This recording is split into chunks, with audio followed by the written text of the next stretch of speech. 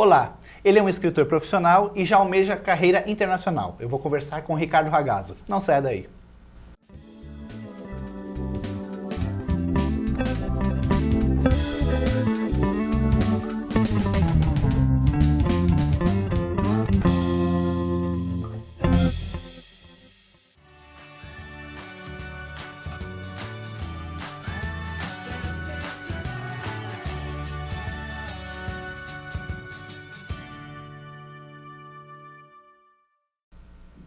Olá pessoal, sejam bem-vindos a mais um Em Contexto. E hoje eu trago aqui um escritor, um amigo meu que faz tempo que a gente não conversa, mas que está lançando um livro sobre distopias, é o Ricardo Ragazzo. Tudo bem, Ricardo?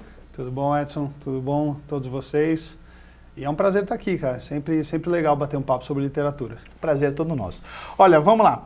Você lançou 3 livros já, né?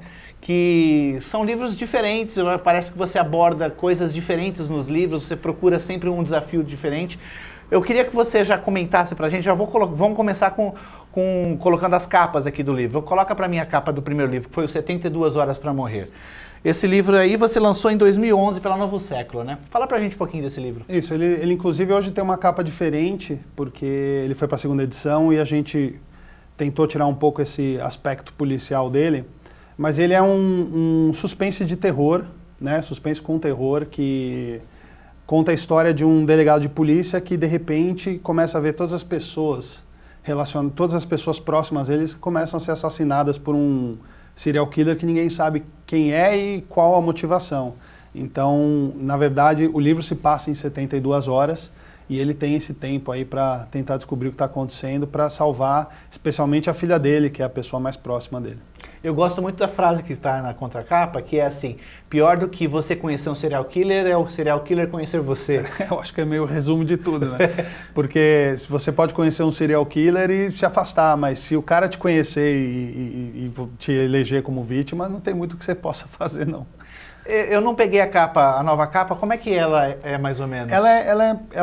O começo do livro se passa num sótão, né? Num porão, minto. E o livro, ele tem mais essa pegada a capa tem essa pegada do porão e tem uma imagem de uma senhora no livro, porque tem tudo a ver com a história, mas as pessoas só vão descobrir isso lendo o livro, né? Tá, mas qual capa você gostou mais? Putz, cara, eu gosto muito dessa capa verde. Acho que a outra dá um pouco mais de ideia do que é o livro, mas não sei, como foi o meu primeiro livro chegando em livraria e etc e tal, essa capa verde foi bem interessante. Mas eu fui uma das pessoas que achou que precisava mudar. Ah, que legal. Não pela capa em si, mas pelo conteúdo. A gente achou que precisava passar uma outra mensagem. Entendi. Aí depois, em 2013, você lançou o segundo livro, que é o A Garota das Cicatrizes de Fogo. Isso, esse já é um suspense com mistério, ele já sai um pouco da pegada do terror, ele é menos violento e ele conta a história do Johnny Falco, que é uma pessoa como nós, que um dia chega em casa e a sua filha desapareceu e a esposa, ela tá morta, só que não é de uma forma natural, assim, ela é pele e osso praticamente. E ninguém consegue desvendar o que aconteceu. E 4 anos depois ele acaba descobrindo que numa cidade chamada Valparaíso, 2 pessoas apareceram mortas dessa forma. Então ele acha que ele indo lá, ele vai descobrir o que está acontecendo, o que aconteceu com a esposa, né, quem foi responsável, e o que aconteceu com a filha dele, que até então está desaparecida. E lá ele acaba conhecendo a Lisa Gomes, que é uma menina que com 11 anos de idade sofreu um atentado e teve 80% do corpo queimado. E ela... um dia, 6 anos depois, ela estava num hospital, entre idas e vindas, né, no hospital. Ela acaba acordando sem nenhuma cicatriz no corpo e ninguém tem explicação para isso.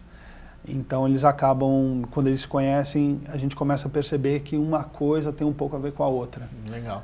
E quem fez essa capa foi o grande Carlos Matos, não é isso? Foi meu querido, meu grande amigo Carlos Matos. Um abraço pro Carlos aí. E o seu último livro, último não, na verdade, o último lançado, né? Não vai ser o último. Não. É o Cidade Banida, pela editora Planeta, e foi lançado agora em 2015. Do que se trata a trama? Inclusive, se esse fosse o último, alguém iam me matar, porque ele é a primeira parte de uma duologia, né? Que o próximo agora que eu tô escrevendo é o Cidade Soberana, e para ser lançado o ano que vem. O Cidade Banida, ele é uma distopia que conta a história de um mundo pós-apocalíptico, em que as pessoas, uma grande parte das pessoas que sobreviveram às guerras, grandes guerras da humanidade, vivem dentro dos muros de uma cidade chamada Prima Capitale. E essa cidade, ela conseguiu... Pode trazer a câmera para ele, que qualquer coisa a gente mostra aqui a capa, ó. Não, ela busca viver uma utopia, então ela tenta acabar com os erros que levou a humanidade a praticamente a sua extinção, que foram a violência e a superpopulação. Então ela arranja uma forma de controlar os nascimentos. Existem umas criaturas chamadas cognitos que têm poderes psíquicos, e eles conseguem vislumbrar pedaços do futuro de cada criança que nasce. E se ela tiver alguma tendência criminosa ou uma personalidade muito forte, a existência dela é vetada, e o casal pode ter um outro filho, porque cada casal só pode ter um filho para controle da população. Nossa, isso parece um pouco o Minority Report, né? Então, a inspiração do Cognito, na premissa, é bem o Minority Report, que eram os precogs. Mas os cognitos, eles fazem mil e outras coisas, e isso é só uma das coisinhas que os cognitos conseguem fazer com seus poderes. E então o livro ele começa quando a Sep, que é a minha protagonista, essa menina aí que está na capa, ela é recém-nascida, e é visto que no futuro dela, que ela vai ser responsável por um assassinato de uma pessoa importante. Então a existência dela é vetada, mas a mãe, com a ajuda de um cara que aparece lá, consegue tirá-la da cidade, e ela vai morar numa região chamada Confins, numa comunidade no meio do mato, e enfim, é criada como um menino, porque a mãe tem medo que caçadores de recompensa estejam atrás de mãe e filha, então ela cria ela como menino, e fica assim durante 15 anos, até que ela tem bem aqui se você pegar a capa de novo, ela tem uma borboleta. Dá para pegar aqui ou não? No ombro direito. Não vai dar. Não vai dar, mas... Tem uma borboleta. Ela tem uma aqui. borboletinha, que é uma marca de nascença, que faz dela uma pessoa especial, ela é uma totêmica. Então ela tem poderes que começam aos 15 anos a florar, e aí ela é conduzida por uma série de situações que vão levá-la ou não para esse destino que foi visto lá no começo. Legal. Veja bem, seus 2 primeiros livros, eles se passam na nossa realidade. Tem alguma coisa sobrenatural e tal, mas é a nossa realidade transformada levemente, um toque sobrenatural ali. Já esse terceiro livro, que é o Cidade Banida, ele já vai para uma distopia. Você escolheu, você queria fazer algo diferente, ou a história veio para você? Cara, eu sou muito refém das minhas histórias, assim, eu brinco que tem um iCloud em cima da cabeça de todos os autores, as ideias ficam andando, e elas escolhem aquele autor que elas acham o mais apropriado para colocá-las no papel. Não importa se é famoso, se não é, aquela pessoa que escreve aquela história é a que a ideia considerou a melhor. E, pra você ter uma ideia, eu não sabia nem que era uma distopia quando eu comecei a escrever A Cidade Banida. Eu não tinha muito contato com esse universo distópico, a não ser os clássicos, né, 1984 e tal. Então eu nunca tinha lido Jogos Vorazes, nunca tinha visto Divergente. Então comecei a escrever. Aí um dia eu conversando com uma amiga minha que tem uns eventos e ela que é o porre literário, e ela ia fazer um porre. Eu lembro. A Karina Andrade. Ah, sim, é do cabelo verde. Isso. Eu lembro dela. Isso. E ela perguntou para mim do que era o livro, e eu contei, ela falou: Ragazzo, isso é uma distopia, cara, eu vou fazer um evento de distopia, você não quer ir lá falar sobre o livro? Aí eu comecei a dar uma pesquisada a mais e vi que algumas coisas realmente tinham semelhança, assim, no mundo pós-apocalíptico, enfim.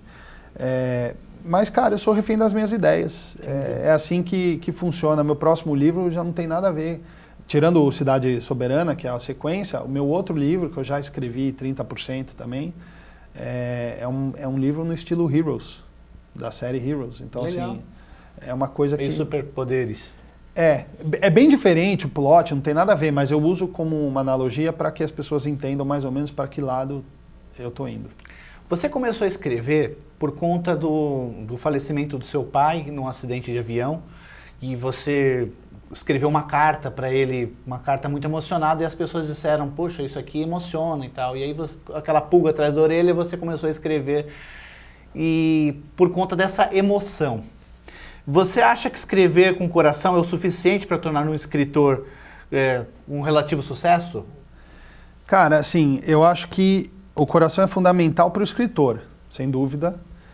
Eu comecei assim, na verdade, como você falou, eu tinha necessidade de botar algumas coisas para fora e eu não sou bom de falar determinadas coisas. E um dia eu resolvi sentar e escrever uma carta pro meu pai, pedindo desculpa por todas as coisas que eu fiz e agradecendo tudo que ele tinha feito de bom para mim e tal. E deixei ali guardada. E um dia eu mostrei isso para alguém e a pessoa não parou de chorar. E aconteceu a mesma coisa para as pessoas que fui. Até quem não conhecia o meu pai lia a carta e chorava.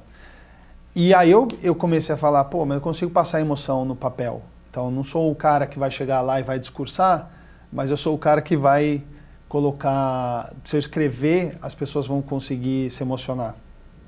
E juntando com RPG, né, eu acabei juntando a questão da emoção com a parte da construção de tramas e de histórias e tal. O escritor, quando a pessoa senta e vai escrever um livro, ela é só coração. Não existe mais nada. Porque se ela for racionalizar o processo, ela nem passa a escrever. A escrita é um processo, é como respirar, ela precisa ser posta para fora para você sobreviver. Eu acho que isso do escritor de verdade. Mas, a partir do momento em que você decide pegar aquilo que está lá, que você doou seu tempo para construir, e você quer quer transformar isso em algo comercial para ser consumido por outras pessoas que vão pagar por aquilo, aí você tem que entrar com o lado da razão no processo, sem dúvida alguma. Você não pode ser. Às vezes alterando alguma coisa, eliminando um Exatamente. personagem que não faz... Uma coisa que eu aprendi muito com o processo, com a minha entrada no mercado literário, é o desapego à minha história. Por exemplo, Garota das Cicatrizes de Fogo, eu mudei o final 3 vezes. O início do livro 3 vezes a pedido da minha editora. Mesmo contrariado? Mesmo achando, não era contrariado, porque eu não tinha esse amor à história. Eu aprendi isso com o mercado. Mas no começo eu não entendia porque que, na opinião dela, o início destoava do resto do livro. Porque o que ela justificava para mim é que o livro tinha uma pegada muito boa, um ritmo muito acelerado, mas o início era um início mais lento, então eu tinha que condensar o máximo possível. E eu fiz, aí ela olhou para mim, quando eu dei um novo início, ela falou, você trocou 6 por meia dúzia, aí eu fiz de novo, ela não gostou, falou, não ficou bom, aí eu tive uma ideia de fazer como um flashback, e ela falou, agora tá bom. E realmente, depois quando eu fui ver, era outra coisa. Eu consegui enxergar, além dos dois, eu consegui enxergar o que ela já estava enxergando antes. Então, assim, o autor tem que entender que o livro, a história é dele, mas o livro não é só dele. O livro é de uma gama de pessoas. E muitos dizem que livros são filhos dos escritores, né? Mas você diz que não, você diz que os livros não são seus filhos. Isso tem a ver com o que você falou agora? O desapego? Não, tem uma frase polêmica. Eu tenho uma frase polêmica sobre esse assunto. Eu não quero desmerecer quem acha que o livro é filho, porque o que a pessoa quer dizer é o seguinte, é um projeto, né? É como alguém que consegue uma promoção, ou consegue uma sociedade no escritório de advocacia, ou se torna um grande cirurgião. O livro é o ápice. Uma conquista, algo... O ápice da carreira. Mas eu brinco que o livro não é meu filho porque eu jamais venderia meus filhos. E meu objetivo final com o livro é vendê-lo o máximo possível para o maior número de pessoas possíveis. Então, eu acho que essa frase, na verdade, ela serve mais... É uma brincadeira que serve mais para alertar um pouco, para tentar despertar esse lado autor nos escritores nacionais, assim, eu diferencio. Apesar de muita gente dizer que é a mesma coisa, e eu entendo quem diz, que é uma questão de ponto de vista, eu resolvi só criar duas nomenclaturas. O escritor é o momento que você senta e cria, teu momento artístico, você é um escritor. No teu momento comercial, em que você vai falar do teu livro, as pessoas, isso aqui que eu estou fazendo agora, é um momento autor. Porque o sonho de todo escritor era poder escrever e ficar na sua casa. E só produzindo e entregando best-sellers pelo mundo, só indo para autografar, entendeu? Sessões de autógrafo e tal. Mas a gente não pode, a gente tem que ir com o nosso filho para todos os lugares. Tá certo. Bom, vamos deixar as outras perguntas para depois que o pessoal de casa vê um recadinho aí. Pode passar. Se você escreve contos, crônicas ou poemas, você precisa participar das coletâneas literárias da Andrus Editora. Acesse www.andrus.com.br e envie seus textos. Que tipos de conhecimentos um escritor início de carreira tem que buscar? Cara, existem algumas técnicas que são bem universais, a questão de dominar bastante ponto de vista, formas de construir personagens que sejam, que as pessoas consigam se identificar e ao mesmo tempo sintam-se fascinadas e tal. Eu acho que a questão do ponto de vista é o principal, assim, você sabe que eu organizei uma das antologias da Andrus e o que eu mais via era erros de ponto de vista em contos, assim, em que a pessoa está praticamente, um conto é uma cena, né, muitas vezes. E tinha esses erros, assim, você via que eram erros, são erros fáceis de consertar, mas que mostram que o escritor ainda tá precisando ser bem lapidado, né, para conseguir seguir. Você fez um coaching com o James McSeel, né? Fiz. Era um misto de curso com consultoria, como é que foi isso? O que foi de importante isso para sua carreira? Foi importante para me disciplinar, porque eu não tinha disciplina de terminar um livro, e as técnicas me ajudaram a entender melhor esse processo, né? A controlar melhor. É como se eu estivesse cavalgando e finalmente tivesse rédea para conduzir o cavalo para onde eu queria ir.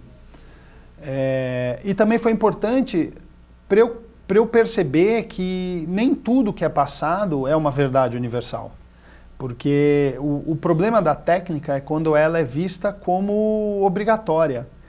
E as pessoas são diferentes. E o que é bom para mim não necessariamente é bom para você.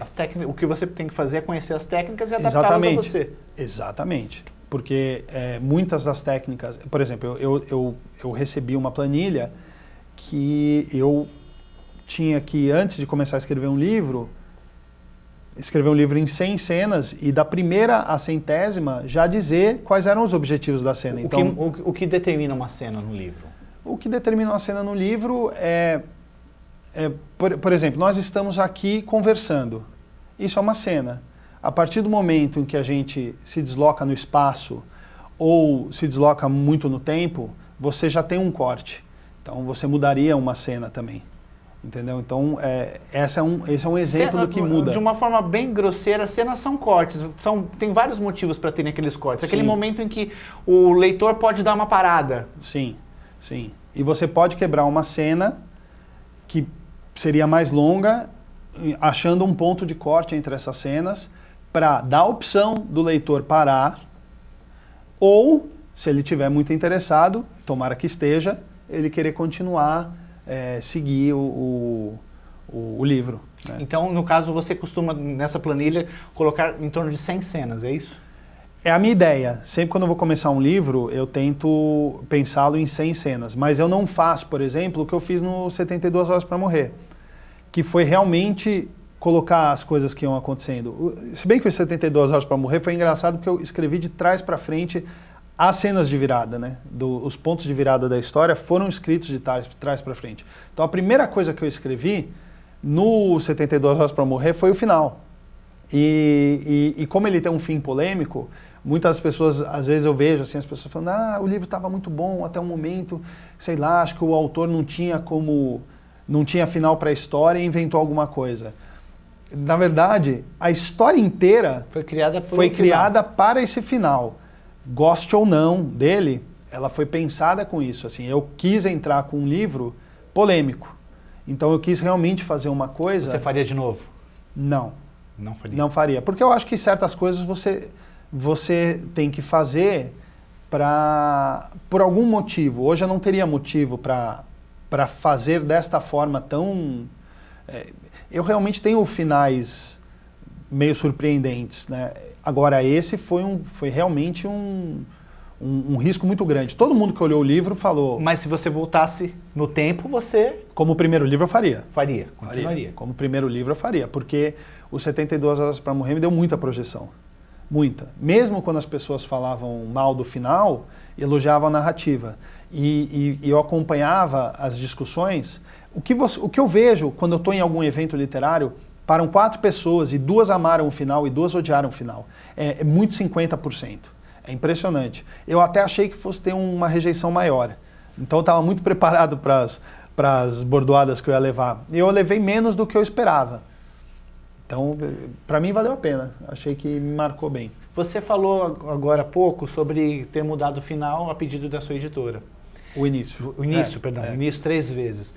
O quanto você acha que um escritor ele pode permitir que interfiram na sua obra, permitir ou ser obrigado a mexer na sua obra para que ela não descaracterize a sua obra original? Você tem alguma... Posso te dar um exemplo que aconteceu agora com a Planeta. O meu livro foi revisado 8 vezes, o Cidade Banida. Nas 8 vezes que ele foi revisado, na verdade eu revisei 4, e depois nesse processo ping-pong com editora, foram 4 vezes. Nas 4 vezes, eu posso te dizer que 90% das coisas que me foram sugeridas, eu aceitei. Eram pequenas coisas, algumas poucas coisas em termos de história, mas, por exemplo, eles não queriam colocar o epílogo do livro, no livro. E eu bati o pé, eu falei, essa é a única coisa que eu não aceito de jeito nenhum que tire do livro é o epílogo. E eu falei, como no processo inteiro, eu sempre fui um cara muito aberto às mudanças, foi um baque, assim, porque eu cheguei a um ponto de pensar, se tirar o epílogo vai estragar o livro, então é melhor não lançar. Tá, e você consegue lembrar de alguma mudança que pediram e você ficou melhor?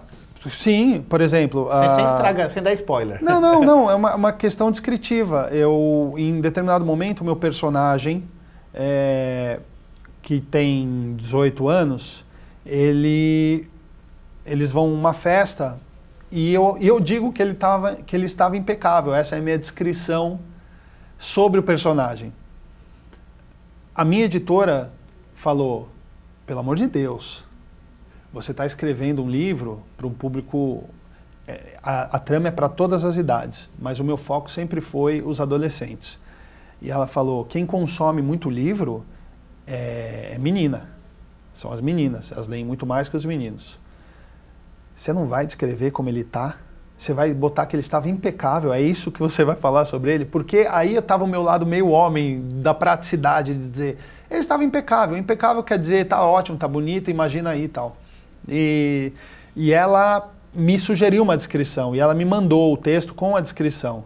Cara, e ficou fantástico, assim, eu olhava e falava, é para isso que uma boa editora serve, né? Assim, a pessoa física, né? A pessoa que edita, não tô bom falando, editor em si, o bom a editor, figura do bom editor. A figura do bom editor, porque a minha é mulher, né? Então eu tento fazer justo, porque a língua portuguesa é meio injusta com as mulheres. Verdade. Né? E ela foi fantástica nessas coisas, assim. Por isso que eu disse, 90% das coisas, ou até um pouquinho mais, que ela sugeriu, realmente deixaram o meu texto melhor. Legal. Olha, vamos correr um pouquinho com as respostas aqui, porque a gente só tem mais 5 minutos e eu quero perguntar. Cadê aquilo que eu ia te perguntar? Ah, sim, exatamente sobre isso. Uma das perguntas era sobre descrição de personagens. Você não costuma descrever muito seus personagens, você deixa mais pela imaginação do leitor. Por que você optou por isso? Porque primeiro que eu não me acho bom nisso. E eu tomo um susto quando eu vejo as pessoas falando que leram um livro e se sentiram lá.